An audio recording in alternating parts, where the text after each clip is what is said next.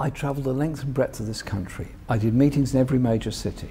I did no end of factory meetings, college meetings, university meetings, and I did put the case across. At the end of the day, the majority of Labour voters voted to remain, the vast majority of Conservative voters voted to leave. I'm not happy with that situation, but we've got to reach out to everybody. We've got to reach out to those communities that feel let down by Britain, let down by Europe, and feel, frankly, they've been ignored ever since the destruction of the heavy industries by Margaret Thatcher's government in the 80s. Well, much of that alienation is centred right here on Westminster, and you are of Westminster. You made your plea. You, like David Cameron, failed. He's resigning. Are you? No, I'm carrying on. I'm making the case for unity. I'm making the case of what Labour can offer to Britain, of decent housing for people, of good secure jobs for people, of trade with Europe and indeed of course with other parts of the world, because if we don't get the trade issue right, we've got a real problem in this country.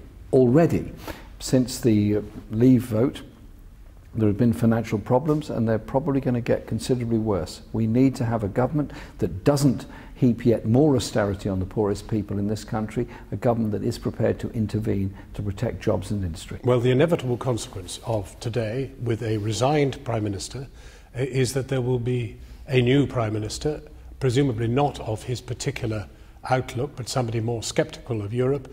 The question then is, should there be a general election? Are you calling for a general election? I think the issue will come up after the election of the new Tory leader. They may well decide to call an election.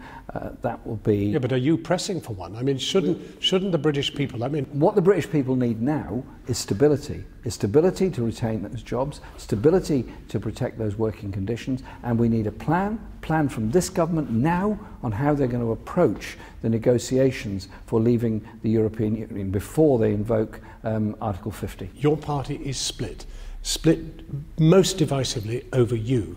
It is perfectly clear that the majority of Labour MPs want to get rid of you, and they say so. And who's done so today? Margaret Hodge, formerly a very prestigious MP in the House of Commons, and she's called for a vote of confidence in you later this year. Margaret obviously is entitled to do what she wishes to do. But it symbolises the problem, doesn't it? I would ask her to think for a moment. Just think for a moment. A Tory Prime Minister resigned. Britain has voted to leave the European Union. There are massive political issues to be addressed. Is it really a good idea to start a big debate in the Labour Party when I was elected less than a year ago with a very large mandate? Do you really ever want to be Prime Minister?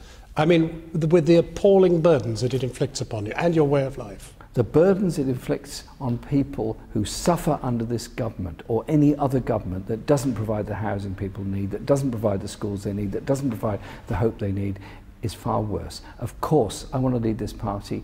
I want to lead this party in order to put forward an alternative and lead this party to win the election. I haven't heard the phrase, I want to be Prime Minister. Well, you first heard it now. Of course I want to be. No, say it. I've just said it to you, okay?